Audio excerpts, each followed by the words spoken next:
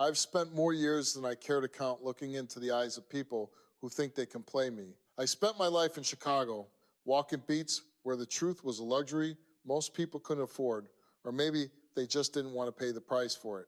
When you're a cop, you develop a sense. It's not magic.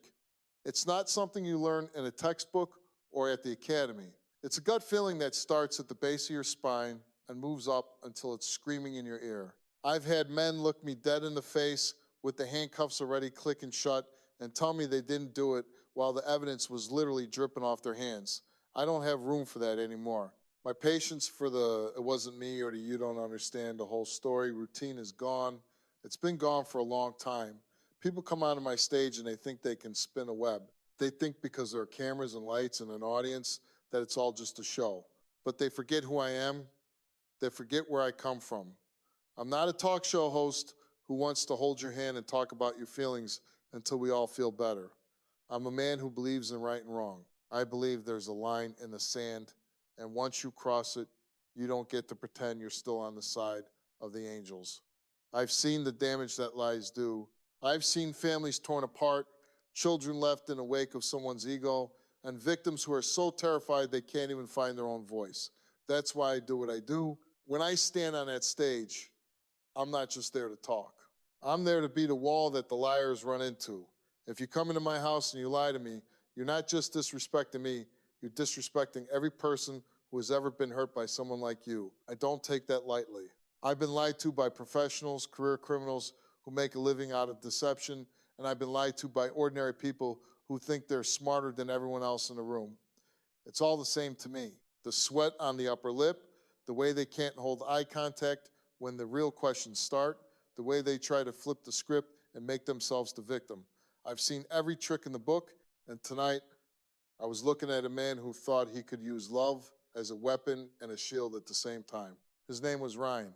He sat in that chair with the look on his face that I've seen 1,000 times. It's that smug, self-righteous tilt of the head, like he's the only one who knows the truth, and the rest of us are just too stupid to get it. He was there because his ex-girlfriend, Chloe, was living in a nightmare. She came to me because she had nowhere else to go. She was a shell of a person, shaking, looking over her shoulder every 5 seconds like the walls were closing in on her.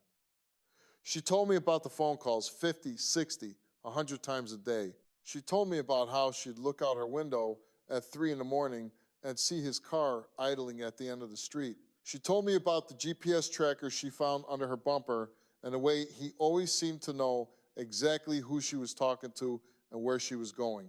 And there Ryan sat, crossing his arms, shaking his head with a little smirk, trying to tell me that he was just concerned. He had the nerve to tell me that he still loved her, that he was just trying to make sure she was safe. Safe from what? Safe from him? That's the kind of garbage I can't stand. When a man uses the word love to justify making a woman's life a living hell, my blood starts to boil. I know what that is. That's not love. That's control. That's a man who thinks he owns another human being. It's a sickness, and I've seen where it leads. It leads to restraining orders that get ignored. It leads to broken doors, and it leads to things much worse that I've had to process as a police officer. I wasn't going to let him sit there and pretend he was the good guy who just cared too much. I looked at Chloe, and I saw the fear in her eyes, real paralyzing fear. And then I looked back at him, and all I saw was a predator who thought he was a poet. The case was straightforward on paper, but these things never feel straightforward when you're standing in the middle of them. Chloe had ended things 6 months ago. She thought she was moving on. But Ryan didn't get the memo, or rather, he chose to shred it. He started showing up at her job, making scenes until her boss had to tell her she was a liability. He was sending her pictures of herself from across the street while she was out at dinner with friends. He was calling her mother, her sisters, her coworkers, telling them she was unstable and needed help, all while he was the one pulling the strings behind the scenes. It's a classic tactic. Isolate the victim, make them look like the crazy one, and then swoop in as the only person who can save them. I've seen it on the streets of Chicago, and I see it in the letters that land on my desk every single day. Ryan didn't think he was a stalker. He told me with a straight face that he was just trying to get closure. Closure does involve a GPS tracker, and it doesn't involve showing up at a woman's house at midnight to demand to see her phone. I knew the moment I walked out there that this wasn't going to be a polite conversation. I don't do polite with people who terrorize others. I walked onto that stage, and I could feel the energy in the room. The audience could see it too. They could see Chloe's pain, and they could see Ryan's arrogance. My job isn't to be a judge, but it is to be a truth teller. And the truth was, Ryan was a threat. He was a man who didn't understand the word no, and he was using his supposed heartbreak as an excuse to be a criminal. I sat down, and I didn't even look at the notes. I looked at him. I wanted to see if he had the guts to look me in the eye.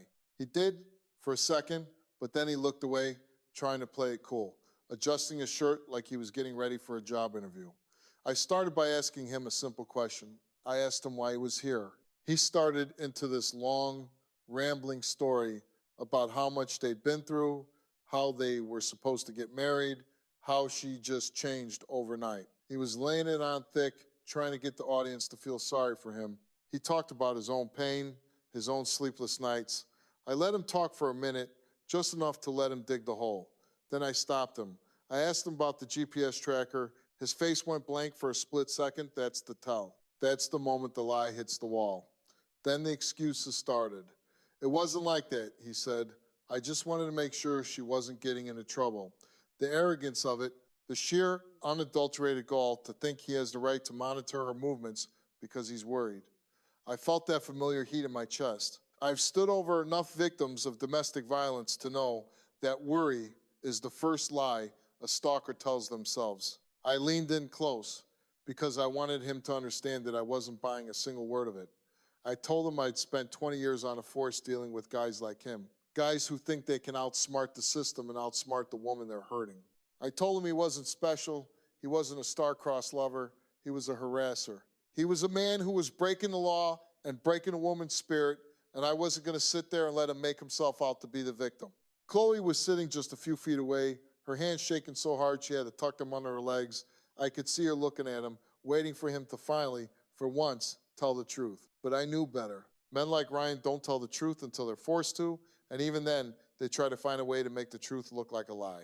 I've seen a lot of things in my time, but the one thing I can't wrap my head around is a man who thinks his presence is a gift a woman has to accept whether she wants it or not. Ryan sat there looking at me with those cold, detached eyes, and I knew right then that he didn't see Chloe as a person. To him, she was an object that had been moved out of his reach, and he was determined to put it back on his shelf. I asked him straight up how many times he'd called her in the last week.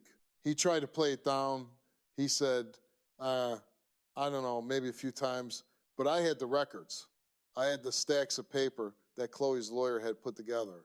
I leaned forward, getting right into his personal space, because that's the only way guys like him understand that the game is over. I told him the truth. I told him it was over 100 calls. Over 100 times he reached out to a woman who had told him to leave her alone. I asked him what he thought that made him. He didn't have an answer. He just looked at the floor and mumbled something about having things to settle. There's nothing to settle when a woman says she's done. When a woman says no, that's the end of the sentence. It's not an opening for a negotiation. It's not a challenge to see how much pressure you can apply before she breaks. But Ryan didn't see it that way.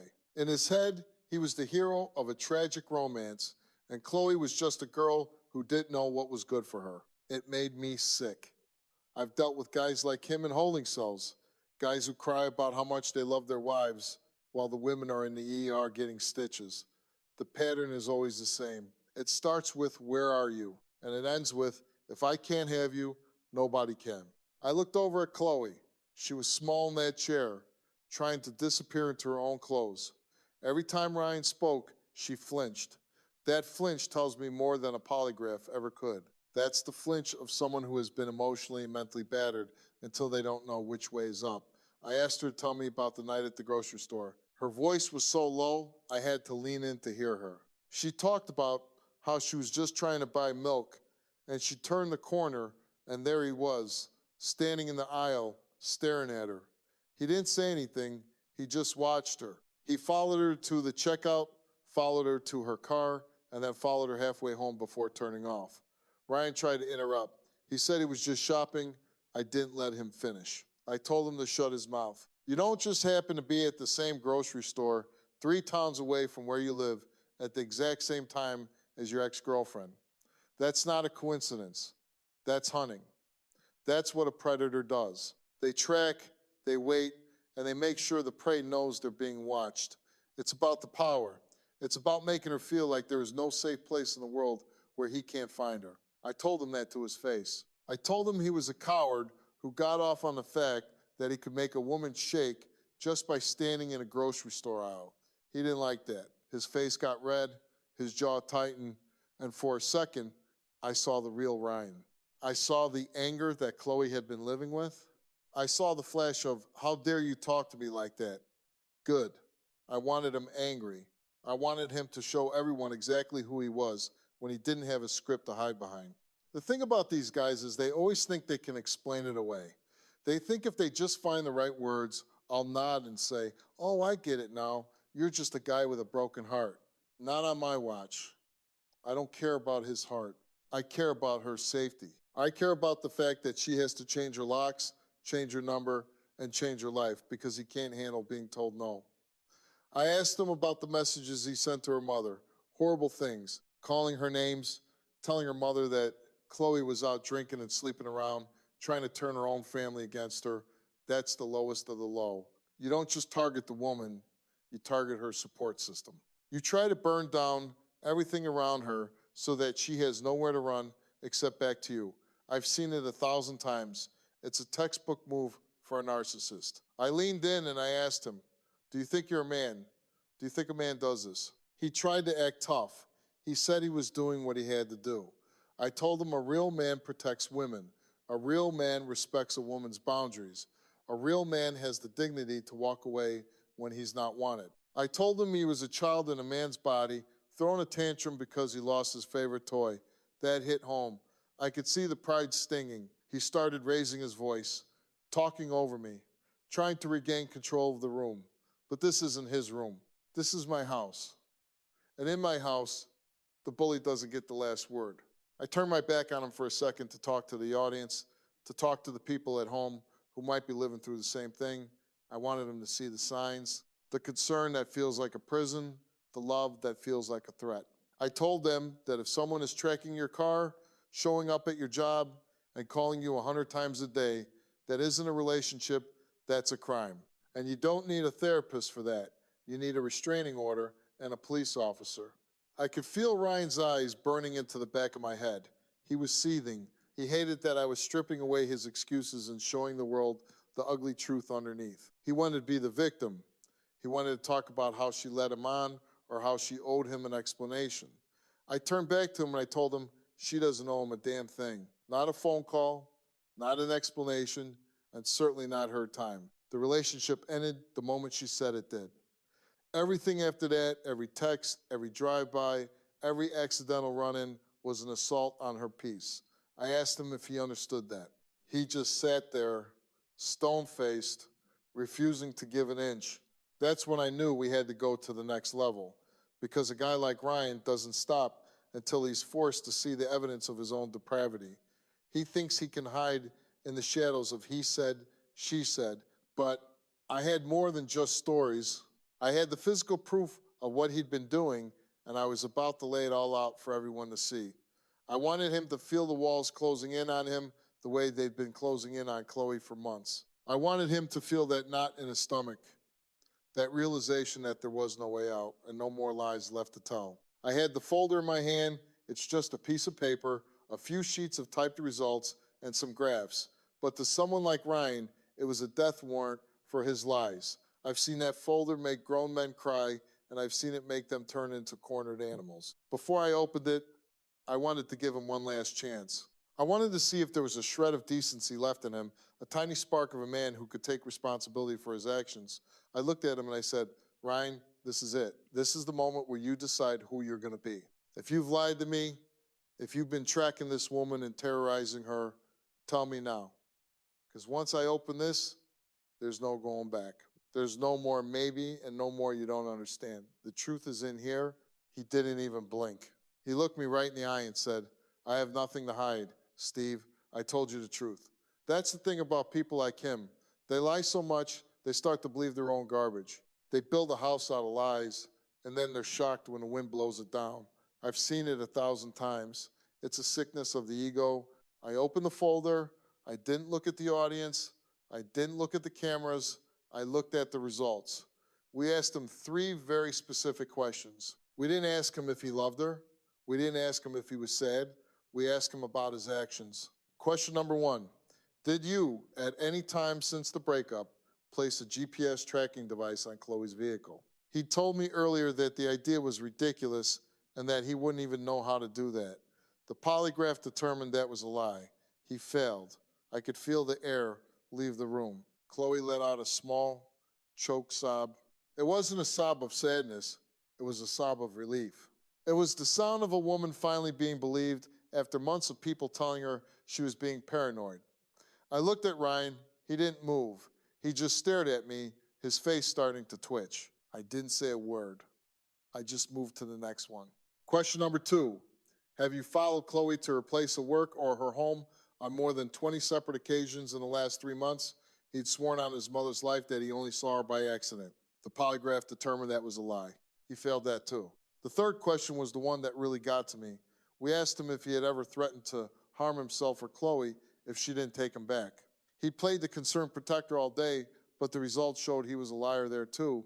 He had used the threat of violence against himself or her to keep her in a state of constant fear. That's not love, that's terrorism. I took the paper and I didn't just read it. I threw it. I threw it right at his feet. I wanted him to see the physical manifestation of his deception. I stood up and I didn't stay behind my chair. I walked right up to him until I was inches away. I wanted him to feel the weight of what he'd done. I told him, "You're a liar, you're a stalker, and you're a coward." He tried to start the "it's not accurate" routine. They always go for the machine. They always say the guy didn't do it right or they were nervous. I've heard it all. I told him to save it. I told him that I've worked with the best polygraphers in the world for years, and the only people who fail are the ones who are lying. He started to unravel then. The smugness was gone. The nice guy mask slipped off and hit the floor, and what was left underneath was ugly. He started yelling at Chloe, right there, on my stage, in front of me. He started telling her that she was the one who made him do it. He said if she just answered his calls, he wouldn't have had to track her. Think about that for a second. The twisted logic of a harasser. It's your fault I'm hurting you. I didn't let him get another word out. I got between him and Chloe, and I told him that if he even looked in her direction again, he'd have to go through me. I've spent my life protecting people from guys like him. I've stood in doorways in the middle of the night to keep a man from getting to a woman he claims to love while he's holding a blunt object. I know that look in the eye. It's the look of someone who thinks they are entitled to someone else's life. I looked at Chloe, and I told her to look at him. I told her to look at the man she'd been afraid of and see him for what he really was. He wasn't a monster. He wasn't a ghost that could appear anywhere. He was just a pathetic, insecure man who couldn't handle rejection. I told her that his power over her ended right here, right now. She was crying, but she was nodding. For the first time since she sat down, she wasn't hunched over. She was sitting up. She was seeing the truth laid bare. I turned back to Ryan. He was still trying to argue, still trying to spin some tale about how he just wanted to talk. I told him that talk is over. I told him that what he's been doing is a crime and that in my world, crimes have consequences. I wasn't just talking about the law. I was talking about the moral consequence of being the kind of person that everyone in this room and everyone watching at home now knows him to be. There is a specific kind of silence that happens when a lie is completely dismantled. It's not a peaceful silence. It's heavy. It's the sound of the truth settling into the room like dust after a collapse. Ryan sat there, and for the first time, he had nothing to say. He knew he was caught. He knew that all the gaslighting, all the manipulation, and all the secret tracking had been brought into the light. And the light is the one thing guys like him can't stand.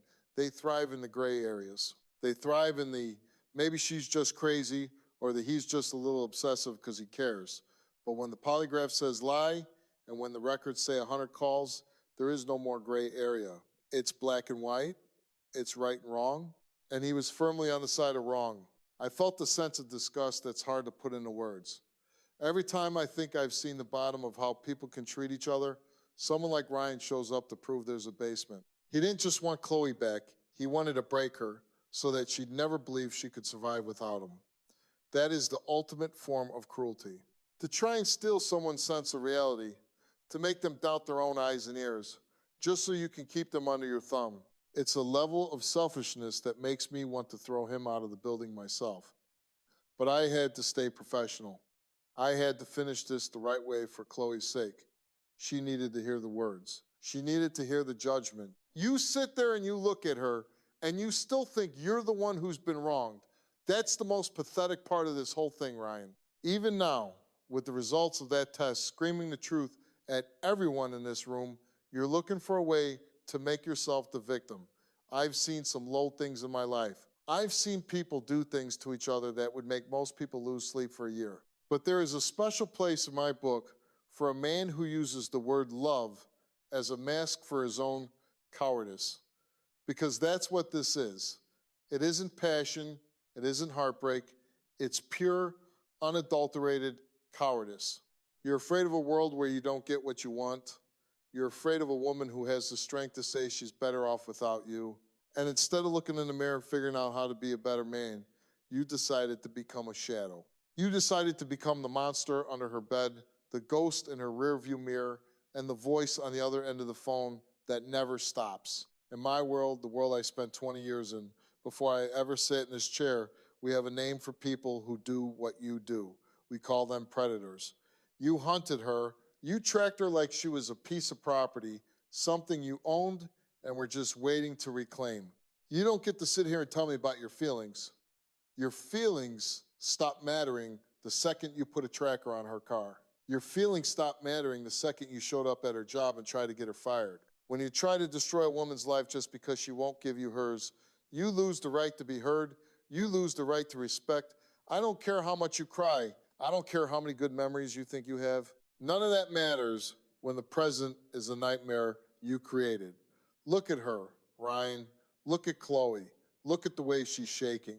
That's your legacy. That's the love you're so proud of. You didn't build a life with her. You built a prison around her. I've stood in the homes of women who didn't make it to a show like this. I've seen the end result of he just won't leave me alone. It starts with 100 phone calls and it ends with a 911 call that comes too late. I've seen the crime scenes. I've seen the families who have to bury their daughters because some guy couldn't handle the word no. That's why I don't have an ounce of sympathy for you. Every time you followed her, every time you watched her buy groceries, you were taking another piece of her soul. You were telling her that she doesn't have the right to exist without your permission. Who do you think you are? What gives you the right to decide where she goes and who she talks to? You're not a protector. You're a parasite. You feed off her fear. It makes you feel powerful to know that you can make her look over her shoulder. It makes you feel like you still matter in her life. But let me tell you something. You don't matter. You're a footnote in her life that she's going to spend the rest of her days trying to forget. And you, Chloe, I want you to hear me. You are not unstable. You are not crazy. Every time he told you that you were imagining things, every time he told your family you were losing it, he was lying. He was trying to break your mind so he could control your body. That is a form of abuse that doesn't always leave bruises you can see, but it leaves scars on your heart that are just as deep. You did the right thing by coming here. You did the right thing by standing up and saying, enough. Don't you ever let him or anyone else make you feel like you're responsible for his actions. He made the choice to buy that tracker. He made the choice to drive to your house at 3 a.m. He made the choice to lie to me today. Those are his sins, not yours. You don't owe him a conversation. You don't owe him a second chance. You owe him nothing but the back of your head as you walk out of here and never look back. I turned back to Ryan, and I could see he was trying to build up another wall of defense. He started to open his mouth, probably to tell me that I was being unfair or that I didn't know the whole history of their relationship. I didn't give him the chance. I stood over him, and I told him that the history ended the day she said it was over. Everything else is just a rap sheet. I told him that if he had any dignity left, he'd get out of that chair, walk out those doors, and stay out of this woman's life forever. I told him that if I ever heard about him being within a mile of her again, I'd make it my personal mission to ensure he faced every single legal consequence possible. I'm not a judge and I'm not the police anymore, but I know how to make sure the right people are watching. I wanted him to feel the eyes of the world on him. I wanted him to know that he wasn't hiding in the shadows anymore. The light was on, and the light showed exactly what he was. There's a point in every one of these confrontations where the moral weight of the situation finally hits. It's not a legal judgment, it's a human one. It's the moment when the person realizes that no one is buying their story. Not the audience, not the cameras, not me. Ryan looked around the room, and for the first time, he looked small. He looked like the coward he is. He didn't have his phone to hide behind. He didn't have a car to follow her in. He was just a man caught in a massive lie, standing in front of a woman he tried to break and failing to do it. That's the victory. That's why we do this. It's not just about the gotcha moment with the polygraph. It's about stripping away the power that the bully thinks they have.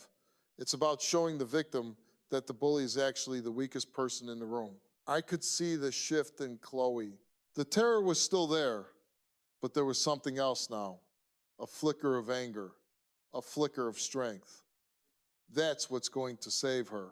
That's what's going to keep her moving forward when she leaves the studio. She saw him for what he was.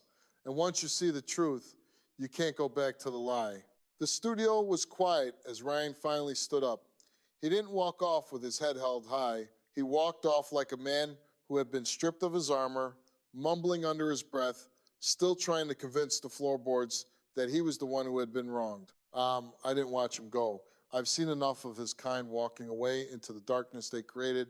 My focus was on Chloe. She stayed in her seat for a long moment, just breathing. It was the first time I'd seen her take a full, deep breath since she stepped out onto that stage. The weight of being watched, of being hunted, of being doubted, it doesn't just disappear in a second, but you could see the foundation of her fear starting to crack. She looked at me, and there were no more tears. There was just a quiet, steady realization that she was safe, at least for today. And in my world, today is a victory. Stalking isn't like what you see in the movies. It isn't some romantic pursuit where the guy eventually wins the girl over with persistence. In the real world, persistence against someone's will is a violation. It's an assault on their peace of mind. It's a slow-motion car crash that the victim is forced to watch every single day. I've talked to women who are afraid to go to the mailbox. I've talked to women who have to tell their children to stay away from the windows. It's a life lived in the shadows because someone else decided they were entitled to your light. I've never been able to wrap my head around that kind of selfishness. To see someone you claim to love suffering, shaking, and crying because of your actions, and to keep doing it anyway, that isn't love. That's a pathology. That's a man who has replaced a heart with a stopwatch and a GPS. I walked Chloe backstage after we wrapped. I wanted to make sure she had her security plan in place.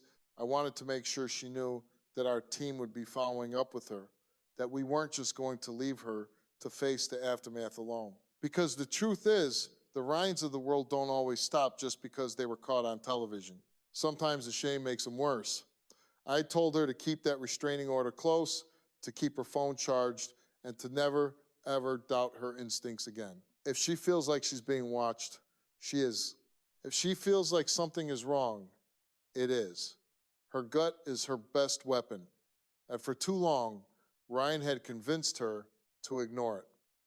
I told her that she proved today she is stronger than he will ever be. He needs a tracker to feel powerful. She just needs her own voice. I spent a long time in my dressing room after that show, just sitting in the silence. People ask me all the time how I keep doing this, how I keep listening to these stories of betrayal and cruelty without losing my mind. The truth is, it stays with you. I carry a piece of every victim I talk to. I carry the anger I feel for them, and I carry the hope that maybe by shining a light on these cowards, we're preventing the next tragedy. I think about the calls I took in Chicago, the ones where we arrived too late. I think about the paperwork I had to fill out for people who won't ever get to tell their side of the story. That's what drives me. That's why I don't mind being the guy who yells. I don't mind being the guy who gets in someone's face. If my voice has to be the one that breaks through the wall of a stalker's delusion, then I'll keep raising it until I can't speak anymore. To the men out there who think like Ryan, listen to me very carefully. You do not own her. You do not have a right to her time, her body, or her attention. If she says it's over, it is over. Every step you take toward her from that moment on is a step toward a jail cell. There is no excuse. There is no but, I love her. There is only your choice to be a criminal or to be a man. A man walks away. A man has the strength to let go. A man understands that his presence is only a gift if it's wanted. If you're tracking her, if you're calling her, if you're lurking in the corners of her life, you are a predator. And eventually, predators get caught. And to the women who are living in the nightmare that Chloe just escaped, you are not alone. Don't let them convince you that you're the problem. Don't let them isolate you from the people who love you. There are resources, there are people who will listen, and there are men like me who will stand in the gap for you. You deserve to buy your groceries in peace. You deserve to sleep through the night without checking the locks 10 times. You deserve a life free from fear. Don't wait until the worry turns into something you can't come back from. Reach out, tell someone, document everything. And remember that no is a complete sentence. You have the power to take your life back, and you don't have to do it by yourself. If you or someone you know is being stalked or harassed, please reach out to your local authorities or domestic violence advocate immediately. Don't wait for the situation to escalate. Your safety is the only thing that matters. Take the first step toward your freedom today.